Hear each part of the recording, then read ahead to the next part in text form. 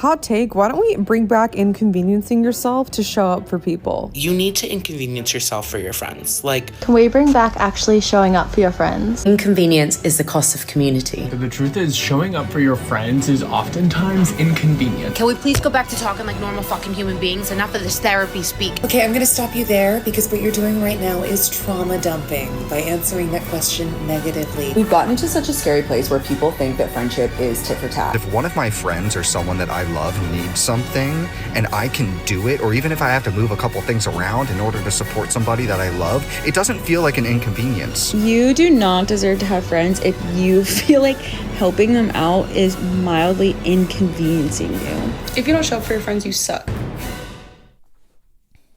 Hello chickies and welcome back to my channel. I don't exactly know how to start today's video. This video was inspired by a series of things that I have seen, heard, experienced over the last few months, revelations I've been having, and they all kind of just came together into one video. And the only way I've been able to sum up everything that I have been feeling, seeing, thinking about is the title. Oh my God, you people can't do anything. Now, for those of you that are chronically online, you're probably laughing or chuckling a little bit right now because you know where this phrase comes from. For those of you that do not, I'm gonna break it down for you. Basically, before Twitter turned to shit, because we all know that Twitter kind of sucks now. Thank you, Elon. Basically, someone went on Twitter and tweeted about how hard finding like a Halloween costume or Halloween, how hard it is for the ADHD community. You know what? Why am I even trying to explain this? I literally have it. Let me just read it to you guys from my memes to dank folder. So a user went on Twitter and once upon a time said, "We don't talk enough about how stressful Halloween costumes are for the ADHD community." And the reason this tweet went so viral is because not the tweet itself, but the quote tweet from a wonderful user on Twitter that quote tweeted it and said, "Oh my God, you people can't do anything." And that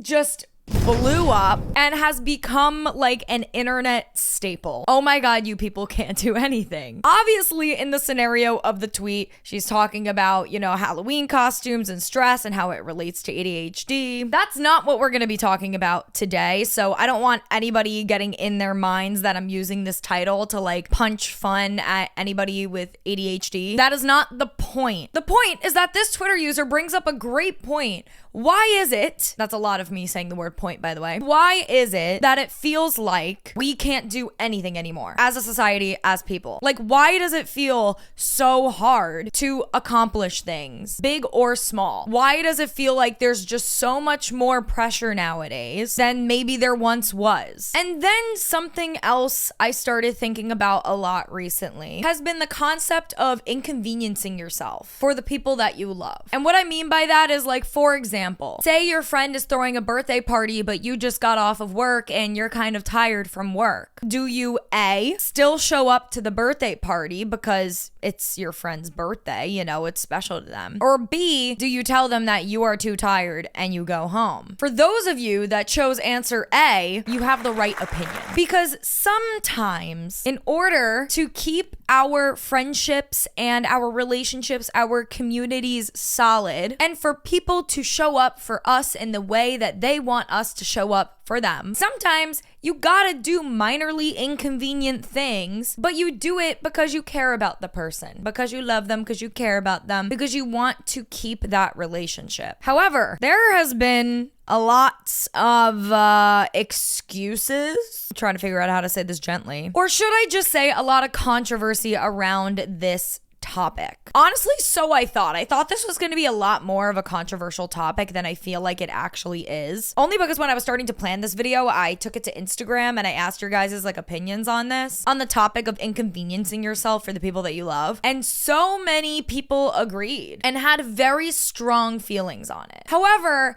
I decided to combine the two of like, oh my God, you people can't do anything, because it's a funny title. Once again, nothing to do with ADHD. In the tweet, yes. In general, the saying, no. But we are taking the concept of, oh my God, you people can't do anything, and the concept of inconveniencing yourself for the people that you love, and we're combining it today. And we're gonna talk about, like, why the hell does it feel so hard to show up sometimes? Why do we feel like it is so hard to show up for the people that we love? And why do we feel like we can't do anything anymore in a social setting? When did effort suddenly start feeling like a burden? I feel like the intro to this video video is already starting to ruffle some feathers, and I'm gonna need you guys to stay with me because this is going to be a comprehensive breakdown, analysis, whatever you want to call it, about community, what it takes to build a community, and what it takes to keep a community, and why it feels so hard to keep a community sometimes, and what can we do about it. Welcome to Oh my God, you people can't do anything. Now, let me preface this also by saying that this video is going to be a combination of 3 things. Number 1, my thoughts. Number 2, the thoughts of the audience on Instagram that I have asked. So you guys. And number 3, actual research. I will list my sources in the video description if you guys want to check them out. I'm not going to bore you guys with like statistics. Basically, what I ended up doing is I did a lot of research, kind of broke it down, and we're just going to have a conversation. Like, I am not here to educate anybody. I'm not here to say that your opinion's wrong, my opinion is right, or vice versa. Although I am a Gemini, that is how it feels sometimes. But this is just, like I said, an observational video. Nobody's wrong, nobody's right. So I want you to keep that in mind as we go throughout this video. With that being said, we could actually start. First point of conversation: community requires inconvenience. This is the classic, everybody wants a village, but nobody wants to be a villager. The fact of the matter is that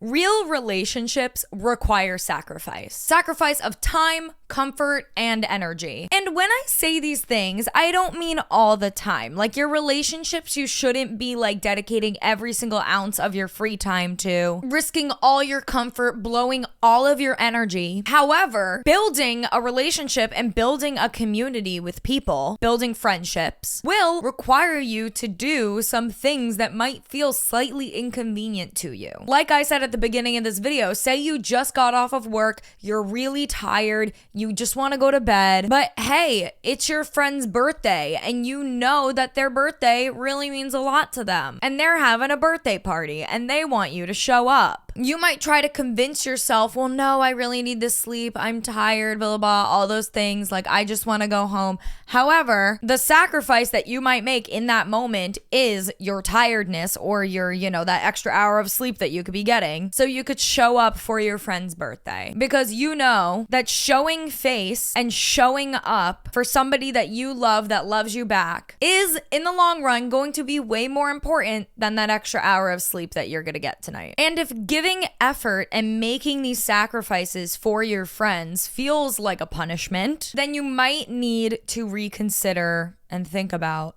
the connection itself. Because yes, it might feel a little inconvenient, but at the end of the day, you shouldn't be feeling like you're being punished for showing up. Sure, might you be a little extra tired or a little, less energy or whatever the case might be? Yeah. But will you walk away feeling like you just got thrown in a dungeon, locked away? Like you just got punished for something bad? Like you just got put in timeout? No. If all of our relationships were so convenient, we would not have relationships. Relationships require effort on both ends, whether platonic or romantic. Like I said, small sacrifices of time, because relationships are not built on convenience. I saw a really good quote. I think it might have been on like someone's Substack or on Reddit. I'm not 100% sure. If I could find it, I will like put it on the screen. But I did write it down in my notes that some user on the internet said, relationships aren't built on convenience. That's how you order Uber Eats, not how you build a community.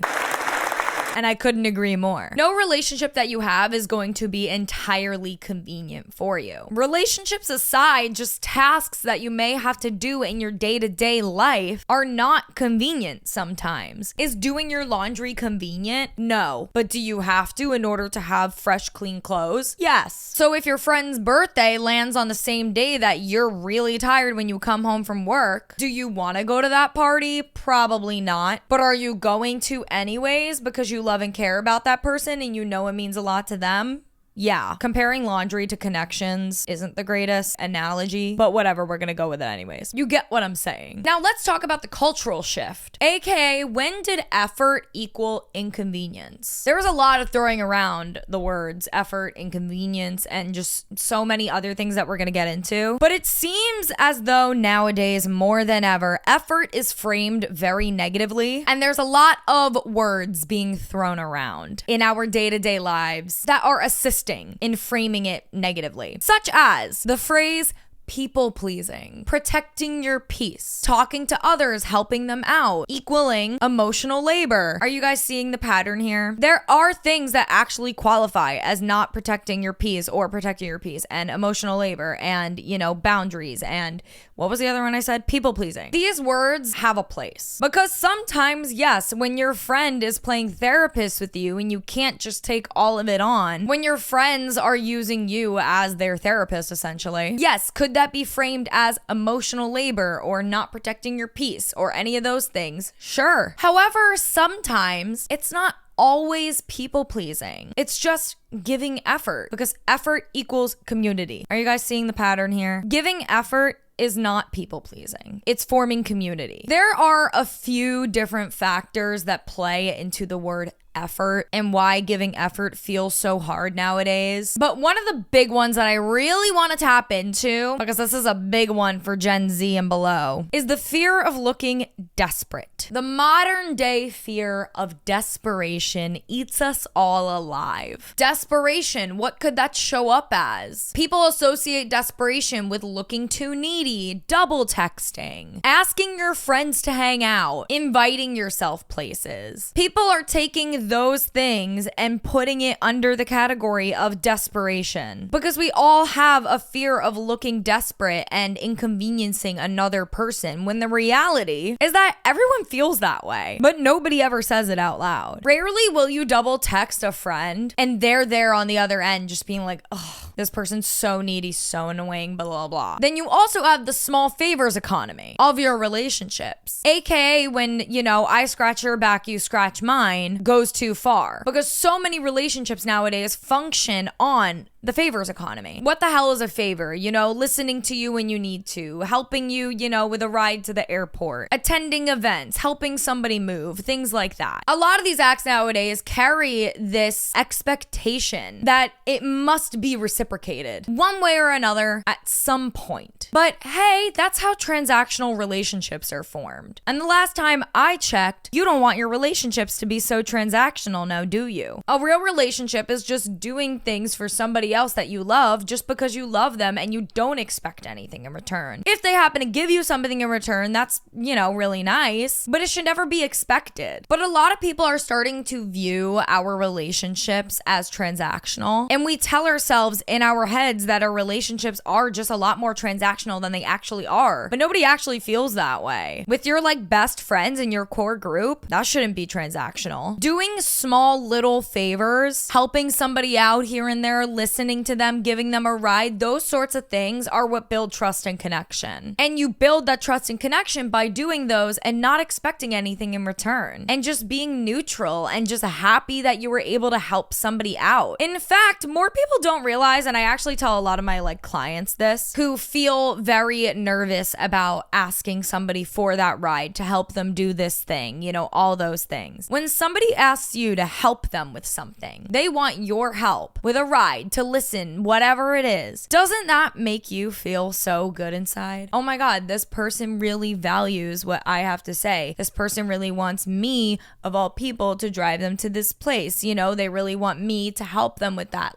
That makes you feel good. So why would it be any different the other way around? You build so much connection in those little itty bitty things. Something you heard me talk about quite a few times already at the beginning of this video is when we were going over, the whole protecting my peace and boundaries and, emotional labor and all of those words. All of those words could be classified as therapy speak, which there has been a massive uprising over the years. On one hand, we obviously want to encourage people to go get the help that they need, have a therapist, have a coach, have a mentor, have somebody that they could work through all of, their hurdles and their blocks with, and be able to learn how to properly and effectively communicate. I know this because I am a life coach who sees a life coach. I've previously also seen a therapist. Of course, we are advocating for this because mental health is such a big deal. And it's so amazing that more than ever now, it's becoming such like a normalized thing, in that, you know,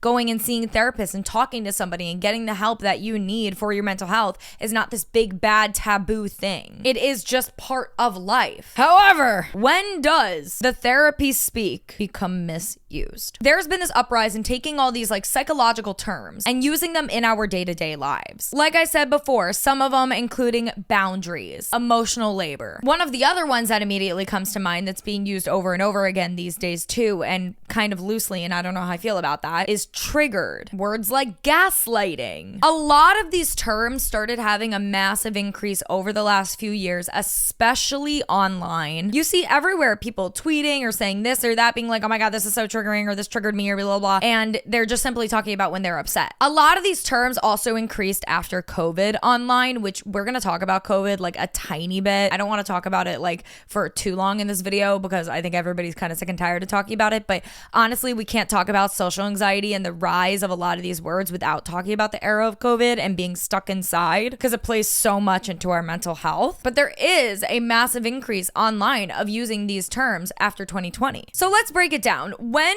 is therapy speak actually useful and helpful? Because obviously these words don't exist for no reason. Healthy ways of communicating your boundaries and, you know, using these words include clearly communicating your needs, respecting other people's limits, respecting other people's boundaries and needs, and protecting the time that you need for yourself and your mental health. But when is it also misused? Because sometimes a lot of these words are used as a simple shield against discomfort. And a lot of people get confused as to when you should be using these words and when you should not. So a big example of this, which is like the one that I would like to highlight, that I feel like makes the most sense for people to understand, is that the word triggered does not simply equal the word upset. Being highly triggered by a situation is not the same thing as being very upset by a situation. Triggered holds a lot of weight. If something just really upsets you, you're angry about something, you're upset the way a conversation went, any of those things, but it doesn't necessarily relate to something that you've gone through in the past, it might just be really upsetting. And you might just be feeling those feelings of, you know, frustration, sadness, anger. But it's not the same as being triggered. Are we seeing the difference here? So why do we even use therapy speak if we truly do not ourselves connect with the term? You know, sometimes we use it to avoid difficult conversations. Dare I say, justify really selfish behavior. You know, saying things like, I don't have the bandwidth for that, I'm not doing that, versus I'm not in the mood to do that. What sounds better? Being not in the mood to do something does not equal not having the bandwidth for it. And of course, shutting down accountability. A lot of people use it as justification for shitty actions. The point I'm trying to make with the therapy speak is that there are times and places to use it when it actually makes sense and when it reigns true. But then there are people that are misusing the language. Then that's really shitty for the people that are actually triggered, actually have, you know, some bandwidth blocks. So then it makes it really shitty for the people that are actually going through things like that. It feels very unfair. Is this resonating with the audience? I hope it is. Now, piggybacking off of more mental health things, let's talk self-care. More specifically, self-care versus self-importance and where the line is crossed. You know, having healthy self-care. That might look like protecting your peace, protecting your energy when needed, within reason. And also stepping away from harmful people, also within reason. Stepping away from a toxic person is not the same thing as stepping away from somebody that upset you because they didn't have the same opinion as you. Then there's the unhealthy extremes, such as the center of the universe mentality. Everything revolves around me, everybody needs to cater to me and my triggers mentality. Speaking of, another unhealthy extreme is everybody having to cater to your comfort at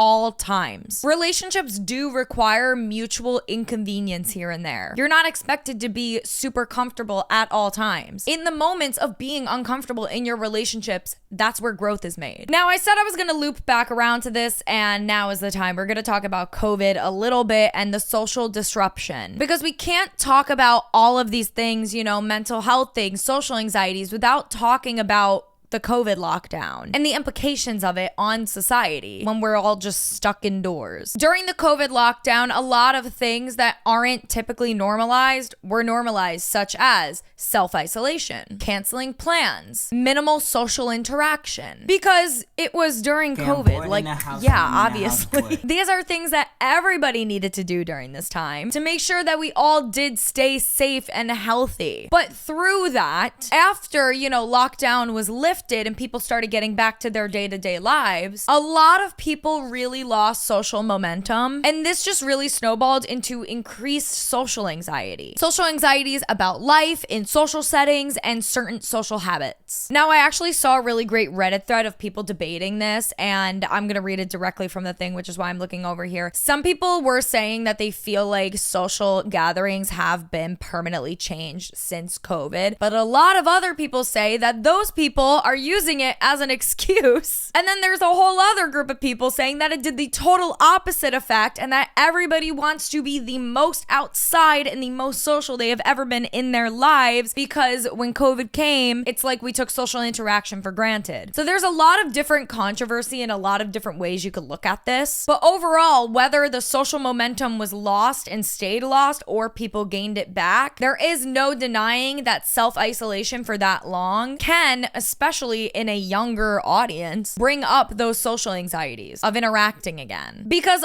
also, we're talking social anxiety, we're talking about isolation, and we cannot talk about those things without talking about the rise of social substitutes, aka social media, and everybody's favorite, artificial intelligence, AI. A lot of digital spaces are replacing real interactions. People can go online and they can vent online. People that are going and talking to AI bots, talking to ChatGPT, which don't even get me started on that. That's something that I've been starting to see in my coaching practice. People saying like, oh, well, like, in between our sessions, I went and I asked ChatGPT about this. And that scares me. I'm sure you guys have even seen all the really weird, freaky ads for a while for that friend AI necklace that came out. I think Curtis Connor did like a really great video about the friend AI. It was either him or Danny Gonzalez, one of the commentary YouTubers. I'll have to find it. But it's literally like a necklace that you like press and you talk to it and it talks to you like it's a friend. It's really dystopian. And overall, with these digital substitutes just being right at the palm of our hands on our phone, it allows us to avoid any uncomfortable social moments or social interactions by just looking at our phone, pretending that we're busy. How many times have you been waiting on a line and you check the weather 1,000 times or pretend to like type something important to somebody or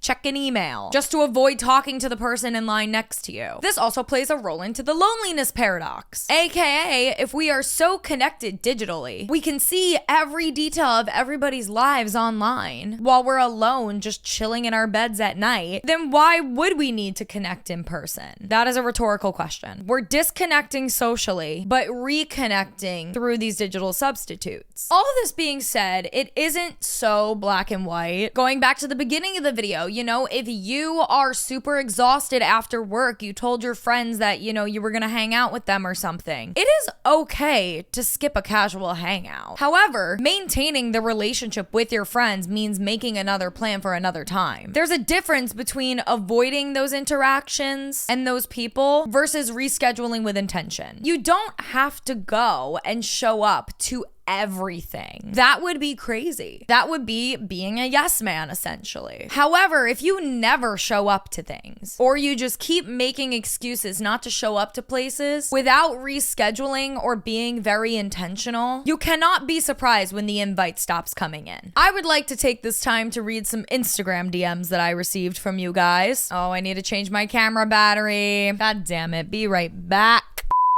Fresh battery in. Let's read some messages. Basically, a few weeks ago, I went on Instagram and I put up a question box that said, we need to inconvenience ourselves more. Quotes, in quotes. And a lot of you had a lot of strong responses. Inconveniencing myself was the only reason I'm at where I'm at today. People are so afraid to put themselves in uncomfortable situations, probably from fear of failure. I think once you realize that failure is needed for growth, you could really use this mentality to succeed at any part of life, which I couldn't agree with more. I think this person makes a really good point about the fear of failure, even more so the fear of rejection, which honestly goes right hand in hand with what I was saying earlier about desperation. I forgot what the word was for a second. Nobody wants to look desperate. Nobody wants to look like they failed. Nobody wants to feel rejected. So I really love this person's take. My main thoughts about this is that we have become overly sensitive to anything that makes us uncomfortable. I personally love going out of my way for someone, and it's really hard to find other people that are willing to reciprocate that. A lot of people started like really going down the deep end when I posted about this. I got a lot of DMs of people that were like, don't even get me started. This same girl also said, piggybacking off of inconveniencing yourself, we have lost the ability to be uncomfortable in situations and lost the understanding that sometimes you need to put your own issues aside to help someone else. I understand not being able to show up for someone 100% when you're not feeling 100% yourself. But I think we are so wrapped up in ourselves and our own issues that we're not able to lean on each other as much because that's seen as an inconvenience. It is a very basic relationship requirement to be able to show up for someone regardless of how you're feeling.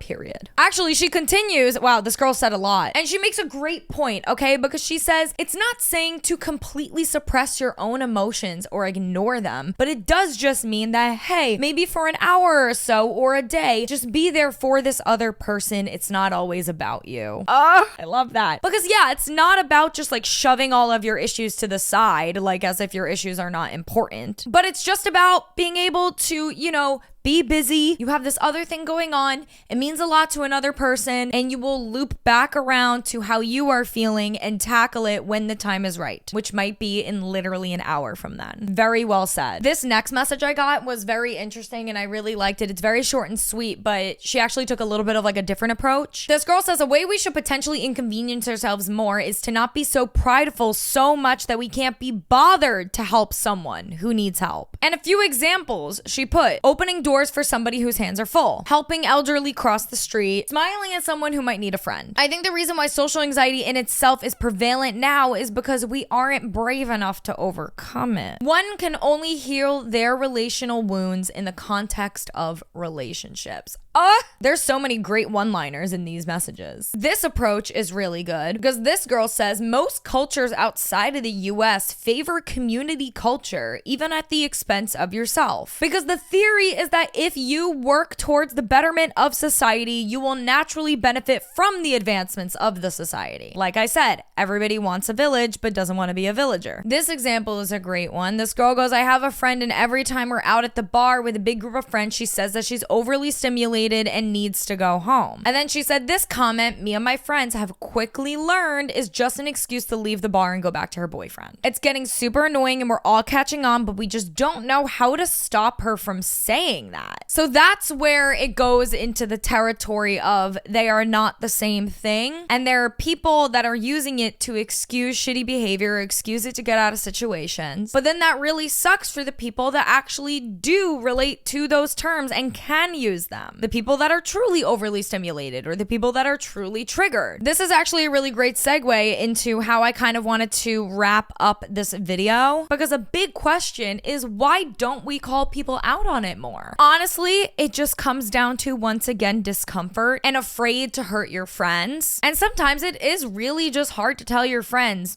you don't show up. Responses oftentimes include more therapy speak, defensiveness, and a lot of accusations of pressure or guilt. Therefore, it goes really underaddressed. And when things go underaddressed with our friends, we start to subconsciously build resentment against them. And that's how a lot of our relationships come crashing down. Nobody's communicating effectively, which effective communication could be a whole other video. The truth of the matter is that nobody wants to feel uncomfortable at all anymore. We fear feeling uncomfortable. However, discomfort is how you build trust. You have to put yourself in uncomfortable situations in order to feel comfortable. Discomfort is how we maintain our relationships. Going out of our way, maybe doing something that doesn't like exactly align with our day for the people that we love because they care, because it's important to them. It's about caring for people. So how do we fix it? Show up even when you're feeling a little inconvenienced, in moderation. Like I said, think twice about what it is. If your friends are having a casual hangout and you're really tired after a work day, you could sit that out. If it's your friend's birthday and they're having a party that they're really excited for and you're a little tired after work, maybe that's your signal to inconvenience yourself a little bit and power through the tiredness and go show up and show face, even if for 30 minutes, because that's how you're going to keep that relationship. And also, just think twice about your emotions. Are you truly feeling triggered by a situation, maybe due to something that had happened in your past? Or are you just really upset about something? So my final thoughts. Everybody wants a community. Everybody wants the village. Everybody wants deep, deep friendships. However, those deep friendships, that community, that village is not built on convenience. It's built on those moments where things are a little bit inconvenient to you, but you do it anyways because you love the other person. Communities, relationships, villages, whatever you want to call it, they only exist when we are willing to show up for one another, even when it feels like a little extra effort or a little inconvenient. I hope this video comes across right, because there is definitely going to be, I could already sense it, a group of people that might feel upset by this video because I feel like I'm doing a lot of calling out. If you are somebody that uses, therapy speak words, but you're using them rightfully so, then you have no problem. Like, that's, they're there for a reason. However, maybe if you're watching this video and you're thinking about the times that you've used therapy speak and you're starting to realize that it wasn't actually in the right context and you're getting upset at what I'm saying, I don't know. I don't know how to help you. Maybe do some reflecting. Also, I'm not a perfect person. There are times and places for me to use therapy speak, but also there's a lot of time and places for me not to use it. Have I used therapy speak in my past when I didn't actually, I wasn't actually feeling the emotion of feeling triggered? I was maybe just really upset, but I used the word triggered. Yes, I have. But the point is if that's you and you're now starting to realize maybe they're not the same thing, you learn and you grow. And that's what life is about, you're not the same person that you were yesterday. Nobody's completely innocent. We've all said things, that we don't really mean or that we didn't completely understand the context of, but that's what learning is about. You learn the context, you learn the difference, you take that information, you move on with your life and you apply it. Anyways, I hope you guys enjoyed this video. I know it's a really long one and it felt maybe a little bit ranty, but I hope a lot of you guys can either, relate, or maybe you have stories of your own. Please let me know in the comments. Let's talk. Let's chat about it. What are your thoughts? And make sure to go follow me on social media. My username is BeautyChickie on all platforms, and I will see you in the next video. That being said, ciao, ciao, chickies.